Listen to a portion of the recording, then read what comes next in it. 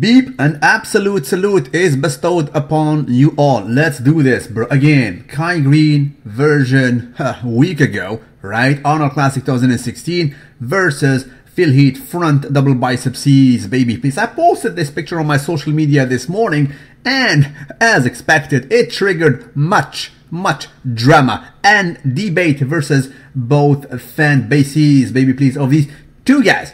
Now, who has the best set arms? I mean, you know what? It is debatable. However, let me try to break it down in an observation way. Now, both of them have some extreme good features. The peak of Kai Greene, undeniably, obviously, it's absolutely a sight to be saluted. It is outrageous. I said it times and again. I will demonstrate that as well. That it is somehow like Robbie Robinson on creatine, if you know what I mean. It absolutely took its independence. It has an angle of its own. And the very sweep of this triceps is also outrageous. However, I mean, the forearms, although they're world class, but that at that level, he needs to collide with the forearm of Phil Heath, which is pretty much absolutely amazing. We're talking about a guy who has a crazy radiobrachialis, baby, please. Or is it brachioradialis? I don't care. That muscle has a peak and a belly of it. So you can look at him. It creates a freaking belly right here, which he ain't got not.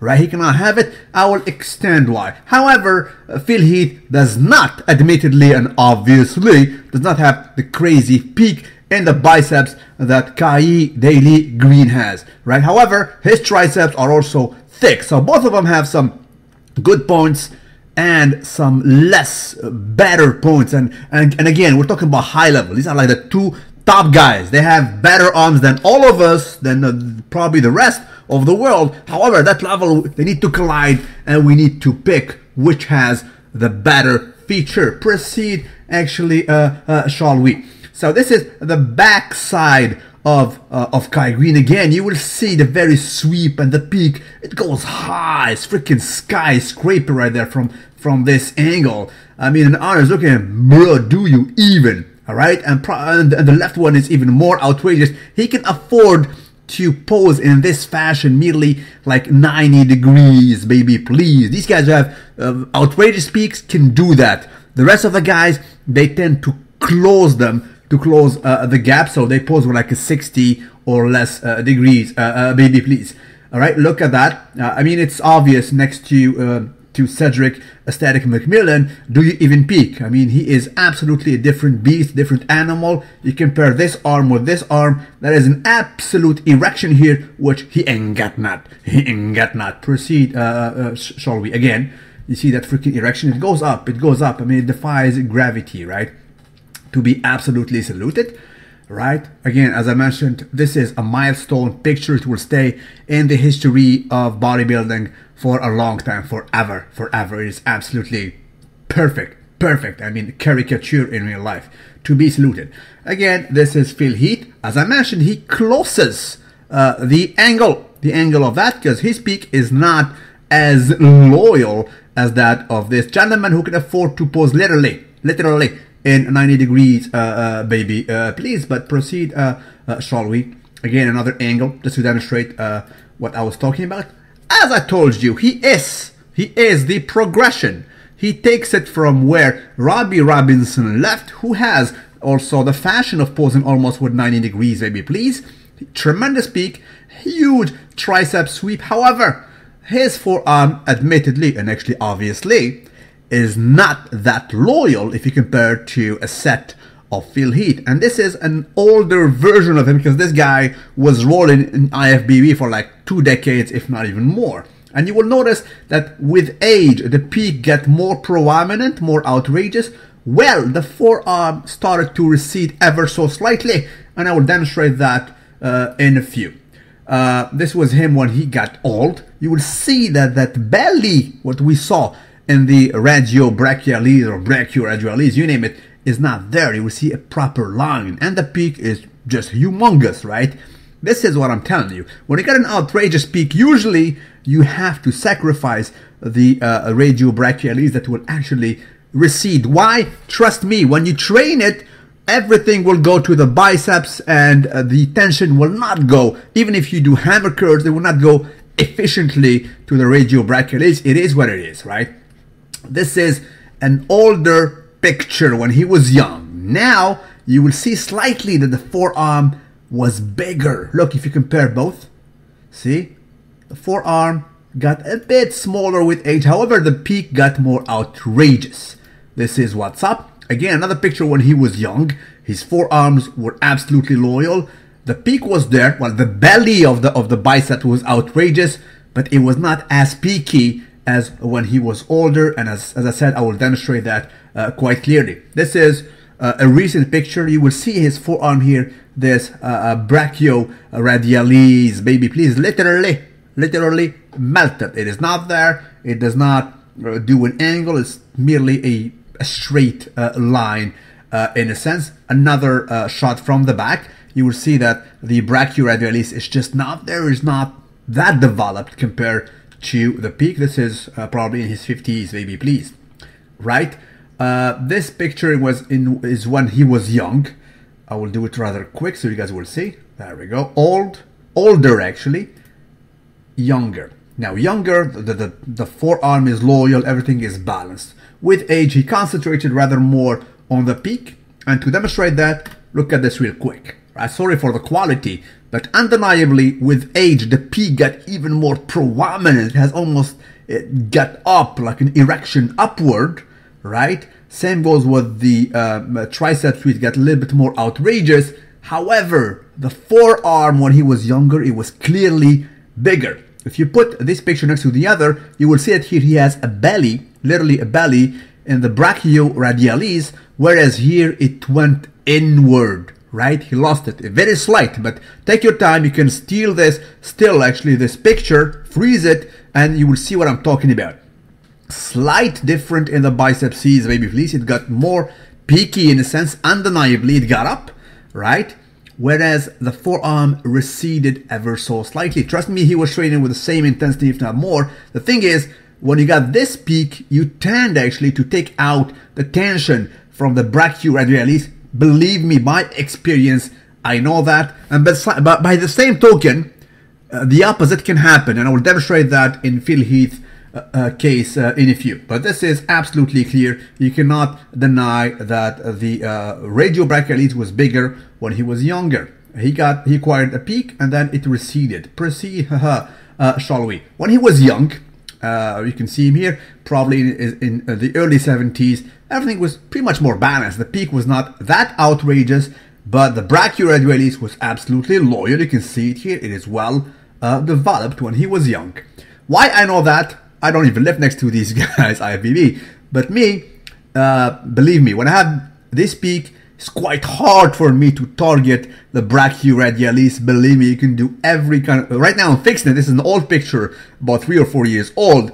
I had to stop working my peak completely, stop doing those exaggerated preacher curls to target my radiobrachialis, baby, please, with some drag curls and so on. But believe me, you cannot touch it. I mean, you can do all kinds of hammer curls. Everything will go to the biceps. Proceed, shall we, bro? Another example is Boyerko, a guy who has an outrageous peak, and it got more outrageous with age, and same goes with his brachioradialis. It pretty much receded with time, and you can see here it is not that outrageous in a sense. It does not have a belly of its own, and with time it got more obvious. When he was young though, the triangle was there, triangle effect was there, so the whole forearm looked a little bit more massive in a sense. Another picture when he was young, you can see this little belly coming out, right? This is the brachioradialis, baby, please. And believe me, even though the peak looks good here, with age it got even better. And of course, I will demonstrate that a little bit later. So remember this here, and this triangle here, it will absolutely disappear with age. This is in 1980 when he competed versus a controversial Arnold Schwarzenegger, his last Mr. Olympia. A lot of people said Boyer should have won. Anyway, unfortunately the picture is not that big, but you will see that his forearm was not that loyal with age. A picture when he was young again, versus a picture when he got old. Now the peak, you cannot deny he got better and literally like a freaking tennis ball. Look at it. It got even more outrageous, and the brachioradialis, maybe please, a little bit recede ever so slightly. The best example though, and probably the best peak ever, is that of Al Beckles, which I call Albert Beckley's baby please, because it rhymes with baby please.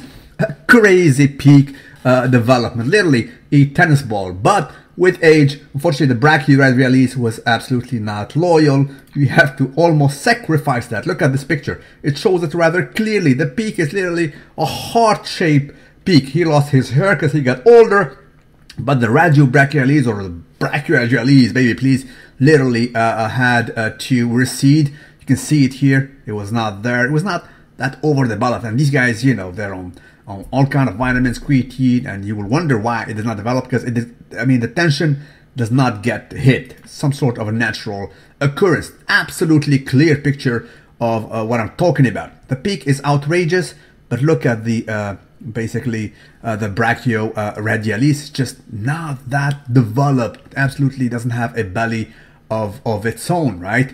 However, when he was young, the biceps, granted, it was a ball, it was a huge belly, right? But it was not as outrageous as what I'm about to show you. Clearly you can see that the forearm is well developed, and the picture is not that clear, but trust me, he has a serious brachioradialis belly here. It is clearly shown. But when he got old, he concentrated, and the peak somehow got even more outrageous, and we wound up with this. Absolutely not photoshopped. This is him. Absolutely not Photoshop, right? He was doing this kind of preacher curls almost on a flat bench, which I personally tried. But these guys, since they're on vitamins and creatine and they have that genetic, it will get even more outrageous. This is not Photoshopped, guys. This is a real biceps, have an erection upward. However, the brachioradialis is absolutely not the same. Look at it. Right, so you give that, and believe me, if you have this angle, even if you do some hammer curls, the biceps peak take it all. You just don't feel it there. It is just mechanically almost impossible. Believe me, been there, done it. It is a proper observation. But proceed, shall we? We arrive to a guy who has literally a belly in his brachioradialis, namely 5-time Mr. Olympia Heath. And usually these two muscles, the brachialis itself, this muscle here is the brachialis, and the brachioradialis go both hand in hand. If you had them, they both develop both. And this guy has the most outrageous one. I mean, Heath literally has bellies there. Look, every angle. You can see it here. This is a proper belly. And you never see this in the case of, let's say, Kai Greene, Albert Beckley's, Boyer Coe, Robbie Robinson, and whatnot. And the downside of that is that basically the biceps is good, has a nice belly, but it's not that outrageous. And believe me, Heath, probably even when he does regular curls, he feels a lot of tensions in his forearms. I mean, this peak right here in the brachioradialis takes a lot of tension, a lot of power when he does curls. Look at it. I mean, it goes outrageous. Looks photoshopped. Adobe Gains not even one. This is the real him. Look, literally a belly, only paralleled by only one guy in the business, which we will talk about in a few, right? So this is the difference between Heath and his foe Kai Greene. Look at that. This is a freaking belly. It literally starts here and comes right there. Believe me, Heath, when he does curls, a lot of tension goes to the forearms and the brachioradialis, and I'm sure a lot of you guys experience this. You tell me, bro, when I do some curls to hit my biceps, I feel it in my forearm. That's how it is. It happens. Proceed, shall we? Clearly picture. This is the last one. Look at the forearm development. He smokes Kai Greene in this department. He cannot do it structurally. He cannot replicate this. Look at the belly. Very rare, and as I said, only paralleled by only one guy, which we will find out about in a few. Boo Bunder. Boo Bunder. Boo Bunder, actually. Thing is, Boo Bunder is the best of both worlds in a sense. I think he is better than both of them. I mean, we're talking about nitpicking picking. I mean, this is minute detail, but again, this is a higher level. We're talking about stratospheres here. These guys are top IFBB pros, I mean, top 10 in the world, right? And Bowbonder has the best of both worlds, meaning he has a crazy belly in his biceps, admittedly, yet his forearm is just crazy. I mean, the brachioradial release is absolutely outrageous, and his triceps probably the best in the world. So this guy has it all. He does not lack in any department. In that department, he smokes them. He has the best set of arms in the business right now. I made a video when I said probably Lee Priest has the best set of arms in history. But believe me, I forgot, and I do apologize, Mr. Bowbonder. Forgot about this guy. This guy is up there with Lee Priest. He's the bigger version of Lee Priest, arguably better in some areas, especially in the triceps. He's a baby, please, and that's what time it is. I mean, when I saw this picture first, I mean, this is a milestone picture of the triceps. Just outrageous, over developed. Bowbonder is an absolute sight to be actually saluted. Look at that. Nothing is lagged. Look, side, chest, complete. Everything is there. There we go, most muscular pose. So that's it. These two guys have two different bicep Cs. Baby, please, it's up to you to basically to pick which one you like most. I mean, Phil Heath has it all in the forearm department. His triceps is more meaty. The triceps of Kai Greene, though, sweeps a little bit more. Admittedly, you can see the angle sweeps better.